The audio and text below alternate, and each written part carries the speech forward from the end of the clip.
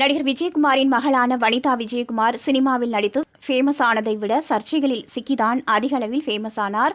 இவர் பிக்பாஸ் நிகழ்ச்சியில் போட்டியாளராக கலந்து கொண்ட பின்னர் பட்டி தொட்டி எங்கும் பிரபலமானார். இதையடுத்து சினிமாவில் தொடர்ந்து நடித்து வந்தார். அண்மையில் வெளிவந்த மிஸ்டர் அண்ட் மிஸ்ஸஸ் திரைப்படத்தின் மூலம் இயக்குநராகவும் அவதாரம் எடுத்தார் வனிதா.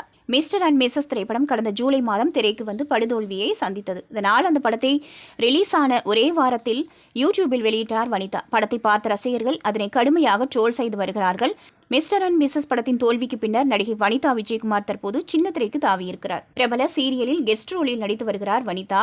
அதன்படி ஜி தமிழில் ஒளிபரப்பாகும் இதயம் சீரியலில் நியூ என்ட்ரி கொடுத்துள்ளார் வனிதா. அந்த சீரியலில் சரோஜா என்கிற கதாபாத்திரத்தில் வனிதா நடிக்க உள்ளதாக அறிவிப்பு வெளியாகியுள்ளது.